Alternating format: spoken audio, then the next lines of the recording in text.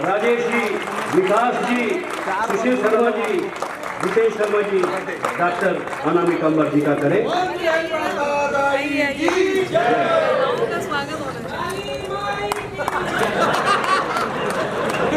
और जय माता की, शीतला मैया की, जय जय श्री राम, जय जय श्री राम। होली महामहोत्सव की आप सभी को ढेर सारी बधाइयाँ और शुभकामनाएं।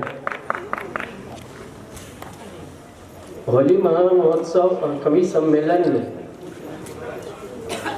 आज राधा कृष्ण परिसर में इसके कण कण में विद्यमान राधा कृष्ण भगवान के सगुण निराकार अभिव्यक्ति को मैं अपना प्रणाम और वंदन अर्पित करता हूँ और हमारी रक्षक अधिष्ठात्री देवी बिलाई माता के श्री चरणों में मेरा कोटिशा प्रणाम।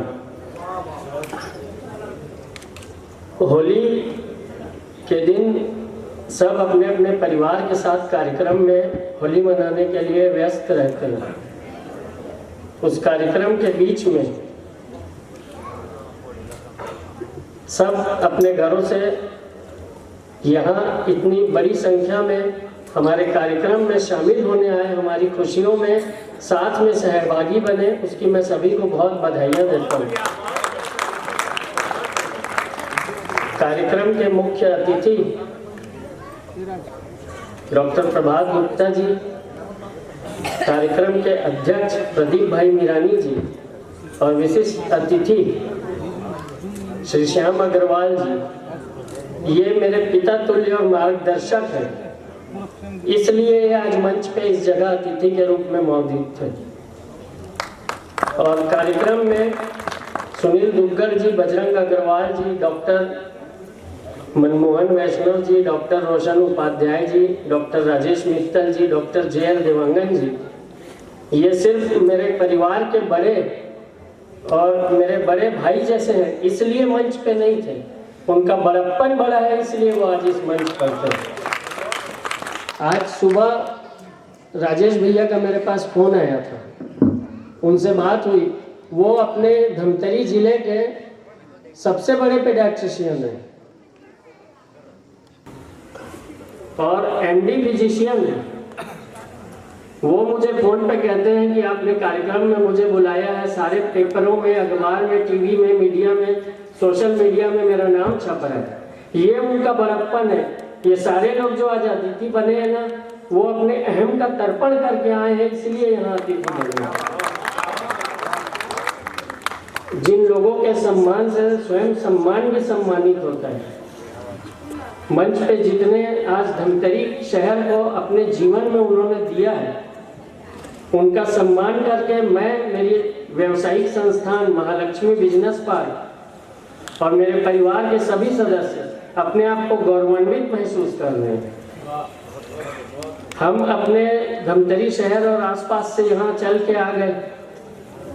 मैं उन कवियों का आभार करता हूँ जो दूसरे शहरों से यहाँ आए हैं और आप लोग को दशकों तक धमतरी की जनता याद रहेगी कि होली के दिन, रंगों के त्योहार के दिन राधा कृष्ण भवन में कविता का रस बरसा था और उसमें आप सब सराबोर हुए थे।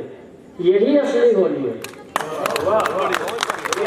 जबलपुर से अर्चना अर्चन जी होली के एक दिन पहले वहाँ से यहाँ तो डायरेक्ट माना तक कोई फ्लाइट नहीं है, तो कल ट्रेन में बैठ के आपको कविता सुनाने आई है।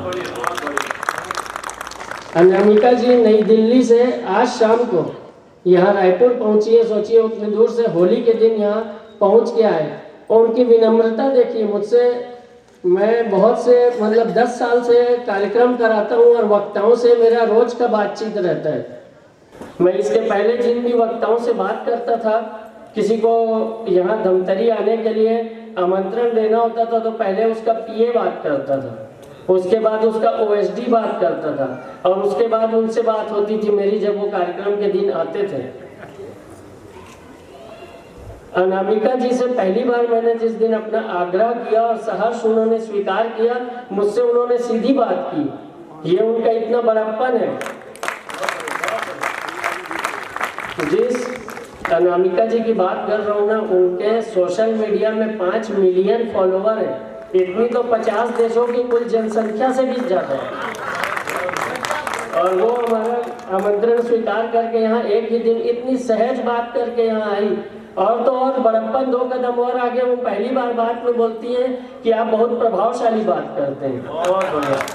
तो मुझे राजेश भी ऐसा लगा मैं आपसे बात कर रहा हूँ, आप हमेशा मुझे ऐसे ही कहते हो। तो ये बड़े लोग जो अहम का तर्पण करते हैं, जनकपुर में विवाह का समारोह है, सीता जी का स्वयंवर चल रहा है, शिव का धनुष तोड़ दिया गया भगवान के द्वारा। उस समय परशुराम जी आते हैं, परशुराम जी क्रोध से उनसे पूछते हैं कि क्या ये धनुष तो टूट नहीं सकता था, ये कौन तोड़ दिया? तो बाबा तुलसीदास जी ने लिखा, छुअती टूटत पिनाक पुराना, मैं कही ये तो करो अभिमाना। तो राम भगवान उनको बहलाते हैं कि ये धनुष तो पुराना हो गया था, अपने आप टूट गया है, मैं कौन बात का अभिमान करूं, मैंने कुछ नहीं किया। तो 2 मिनट परशुराम जी ऐसे बाल पे हाथ लगाते हैं और सोचते हैं मन ही मन कि ये युवराज मेरे को बहला रहे क्या। तो फिर वो क्रोधित होकर उनसे पूछते हैं क्या हो गया। तो जो बड़े लोग होते हैं वो अपनी बात कैसे रखते हैं, राम लघु नाम मात्र हमारा, परशु सहित बड़ नाम तुम्हारा। तो यही आज हमारे जितने अतिथि हैं, जितने कवि हैं और जिनका हमने मंच में सम्मान किया, वो बड़े हैं और बड़े होने की वजह से मुझे आशीर्वाद के रूप में ऐसा बोल देते हैं। और यही होली का भी महत्व है। होली का अर्थ क्या होता है? अपने नाम की पहचान और अपने चेहरे की पहचान को मिटाकर इस प्रकृति को और भगवान श्री कृष्ण को समर्पित कर देना ही होली है। जिस दिन तक चेहरे के उनका पहचान रहेगी और नाम रहेगा तो उसमें अहम का भाव रहेगा, अहम का तर्पण करना ही होली है।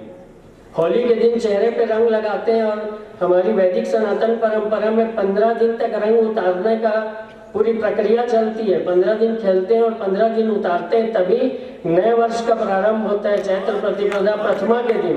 तो ये 15 दिन जो रंग उतारने की परंपरा है, ये अहम के तर्पण करने की परंपरा है, जिससे भी कोई भी साल भर का हमारा कोई मतभेद हुआ हो, मनभेद हुआ हो, हमारे बीच में किसी भी प्रकार का कोई विवाद हुआ हो, उस विवाद को भूलने की प्रक्रिया है ये होली का उत्सव।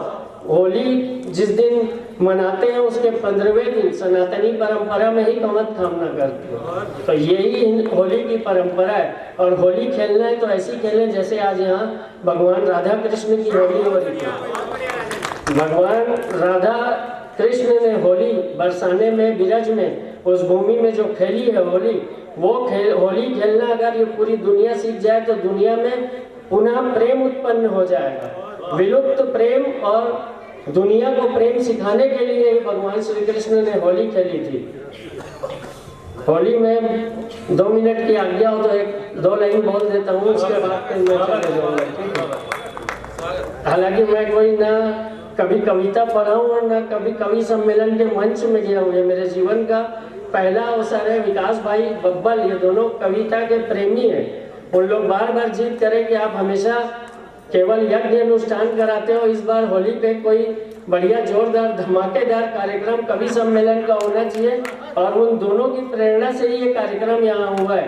तो मैं अपने पिताजी को भी यहाँ से प्रणाम करता हूँ, गोपाल शर्मा जी को, और बड़े भाई जितेंद्र शर्मा जी को, विकास भाई को, और मंच पर उपस्थित सभी कवि को नाम नहीं ले पाया, मैं क्षमा चाहता हूँ, सबको प्रणाम करता हूँ। मैं दृश्य ये है कि ब्रज की भूमि में भगवान कृष्ण हमारी माँ राधा के साथ होली खेल रहे हैं। वो होली केवल रंग चढ़ाने के लिए नहीं खेल रहे हैं, वो उसमें प्रेम का रंग चढ़ा रहे हैं।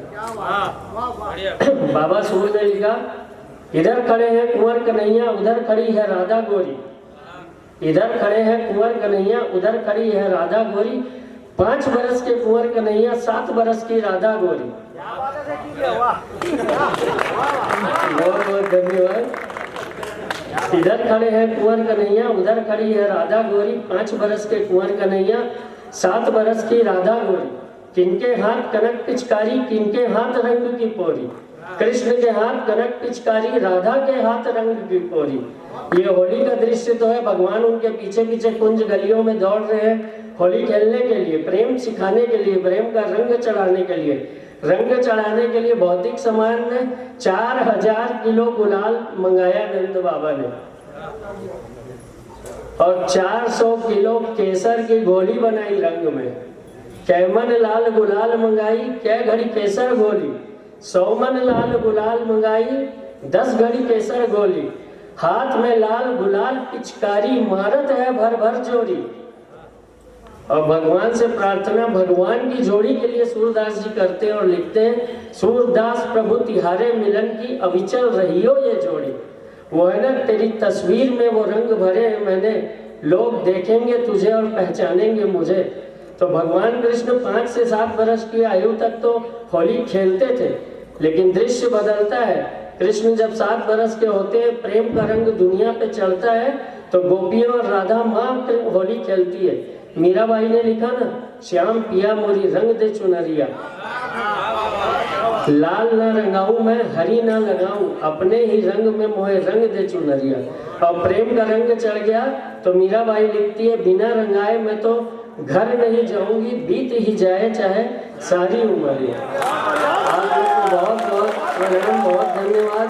मैं पहली बार ऐसे किसी मंच में बोला हूँ, तो कोई गलती हो तो क्षमा चाहता हूँ। और होली की सबको मेरी तरफ से बहुत बधाइयाँ, बहुत शुभकामनाएं। आप कविता का रस का आनंद लीजिए, और जब तक आप बैठेंगे सुनने के लिए, तब तक कवि